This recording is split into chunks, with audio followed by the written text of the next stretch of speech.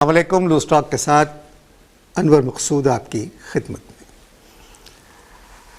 آئیے ملاقات کرتے ہیں اپنے مہمان سے. السلام علیکم. وعلیکم السلام. کیا حال چال ہے آپ کے؟ میں ٹھیک ہوں. خیر سے ہیں؟ بالکل مزے میں ہیں؟ جی جی ٹھیک ٹھاک ہے، سب ٹھیک ہے. میں آپ سے ایک سوال کرنا چاہتا ہوں. جی فرمائیے. نہیں دیکھیے، فرما تو دوں گا میں، لیکن یہ ہے کہ ذرا دھیان سے میرے سوال کا جواب دیجیے گا، کیونکہ میں ذرا بات کروں گا ڈیٹیل میں. آپ یہ نہ سمجھیے گا کہ مہمان آیا جی ہاں جناب کیا کیوں کس لیے کر کے ختم کر دی. میں لمبی بات کروں گا. آپ پہلے تو اس کے لیے ذہنی طور پہ تیار ہو جائیے کہ میں آپ سے لمبی باتیں جی فرما بالکل ارشاد. میں ڈیٹیل میں بات کرنے کا عادی ہوں. میری شروع سے عادت ہے کہ میں ڈیٹیل میں بات کرتا ہوں. جی. اب جب آپ نے مجھے بلایا ہے تو میں ایک سوال آپ سے اٹھانا چاہتا ہوں. سوال یہ اٹھا رہا ہوں میں کہ شادی بیاہ میں رشتہ داروں کو کیوں بلایا جاتا ہے؟ شادی نہیں ایسے نہیں انور بھائی. دیکھیے میں آپ کی بڑی عزت کرتا ہوں، اس کو سوچیے، کیونکہ میں نے ایک بڑی گہری بات کی ہے. آپ اس کو کوئی سطحی بات مت سمجھیے گا کہ میں نے کوئی سطحی بات آپ سے سوال اچھال دیا. سطحی نہ میں نے سوال کیا ہے بڑے کام کا، بہت ذہانت کا سوال کیا ہے. آپ نے مجھ سے پوچھا کہ شادی بیاہ میں لوگ کیوں بلاتے ہیں؟ اکثر لوگ چڑھ جاتے ہیں میرے بات سے، اکثر لوگ چڑھ جاتے ہیں. آپ بھی چڑھیں گے، ابھی اور چڑھیں گے جب میں بات لمبی کروں گا. تو سوال کو دھیان سے سنیے میرے، اور سوال کو بہت دھیان سے جواب دیجیے کہ شادی بیاہ میں رشتہ داروں کو کیوں بلاتے ہیں؟ شادی اور موت دو دن ایسے ہیں کہ جب کوئی نہیں جائے تو لوگ سمجھتے ہیں کہ دوستی، جان پہچان، رشتہ داری سب ختم ہو چکا. نہیں، یہ کوئی جواب نہیں. سوری، میں ڈس ایگری کرتا ہوں آپ سے. دیکھیے بات یہ ہے کہ کسی کی موت ہو جائے، اب جب ڈیٹیل میں سنیے گا میری بات، بیچ میں مت بولیے گا.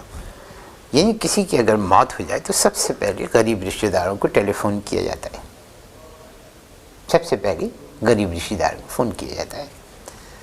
فون کرتے ہیں، ماموں ابا مر گئے، جلدی آ جائیں. اب سوال یہ ہے کہ غریب رشتہ داروں کو پہلے فون کیوں کیا جاتا ہے؟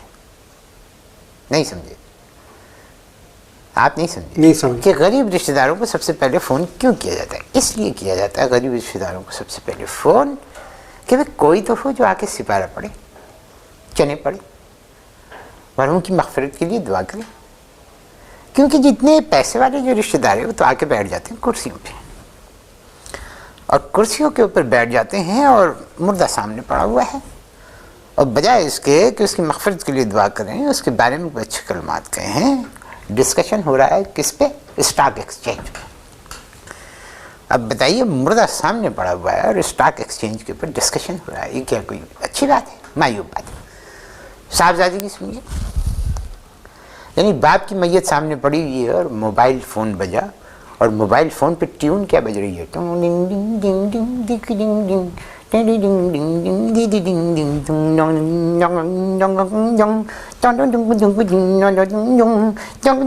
پھر کم از کم دیکھ لو، موبائل بند کر دو. لیکن نہیں، موبائل نہیں بند کریں گے، اور بڑے غور سے پہلے اس کو دیکھتے ہیں، بڑے غور سے دیکھتے ہیں کہ کس کا فون ہے. اس کے بعد فون اٹھاتے ہیں. اس وقت تک ٹوین بجتی رہتی ہے، اور فون اٹھانے کے بعد کہتے ہیں یس یار ڈیڈی گون. او یس مائی گاڈ ڈیڈی گون. آ جانا. نہیں آ سکتے؟ کوئی بات نہیں. تم نہیں آ سکتے؟ کوئی بات نہیں. فون پہ کہہ رہی ہے کہ نہیں آ سکتے؟ کوئی بات نہیں. تم ایسا کرنا کہ ویڈیو دیکھ لینا، 3 کیمرے سے بنوا رہا ہوں میں. اوکے ٹھیک. ہمارے ایک، اللہ معاف کرے، ہمارے ایک رشتہ دار ہیں، ان کا انتقال ہوا. مجھے فون آیا، کہنے لگے کہ شدن چچا آپ ذرا جلدی پہنچیے. میں پہنچ گیا. اب میں بیٹھا 2 گھنٹے ہو گئے. 2 گھنٹے کے بعد میں میرے بیٹے کا فون آیا. مجھ سے کہنے لگا ابا کتنے لوگ آ گئے؟ میں نے کہا بیٹا ابھی تو صرف 2 ہیں. کہنے کون؟ میں نے کہا ایک میں اور ایک مردہ سامنے پڑا ہوا ہے، مردہ. آپ شادی پر بات کر رہے تھے. بھائی دیکھیے، وقت پہ دفناتے تک نہیں ہیں. توبہ. یعنی انور مقصود صاحب، آپ دیکھیے تھوڑا سا آپ نالا ہو رہے ہیں مجھ سے، لیکن بات میں طریقے کی کر رہا ہوں. آپ ذرا دھیان دیں کہ وقت دفناتے بھی نہیں. میرے ایک عزیز ہیں، ان کا انتقال ہو گیا. اب انتقال جب ہوا ان کا تو ان کو قبرستان لے گئے. میں ڈائریکٹ قبرستان پہنچا کیونکہ مشہور تھا. ہاں بہت اچھے آدمی تھے. قبرستان جب میں پہنچ گیا، میں بیٹھا کوئی 5-6 گھنٹے ہو گئے، رات ہو گئی، ایک صاحب وہاں سے گزرے، مجھے دیکھ کے کہنے لگے یہ کون؟ میں نے کہا میرے عزیز۔ کہنے لگے خیر سے کیا عمر تھی ان کی؟ میں نے کہا جی جب انتقال ہوا تو 76 سال کے تھے، اب پتہ نہیں پڑے پڑے کتنے سال کے ہو گئے ہوں گے۔ یعنی یہ حالت ہے۔ آپ نے کہا تھا لوگ شادی پر کیوں بلاتے ہیں؟ نہیں دیکھیے، آپ نے موت کی بات کی تھی کہ جب موت کی بات کی ہے تو موت پہ گفتگو ہوگی۔ میں نے بات نہیں کی تھی، آپ نے کہا تھا کہ لوگ شادی پر کیوں بلاتے ہیں۔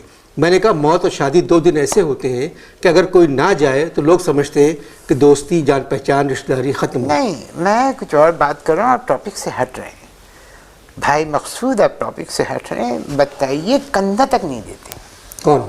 یعنی جو امیر رشتہ دار ہیں وہ کندھا بھی نہیں دیتے، اللہ معاف کرے، توبہ توبہ توبہ، ایسے جیسے ان کو کبھی مرنا نہیں، یعنی کندھا بھی نہیں دیتے مرنے کو۔ یہ امیر رشتہ دار ہیں، کسی کا بائی پاس ہو چکا ہے، کسی کا بائی پاس ہونے والا ہے، کسی کے چھلے ڈلے ہوئے ہیں، نہیں کندھا پہ نہیں رکھ سکتے۔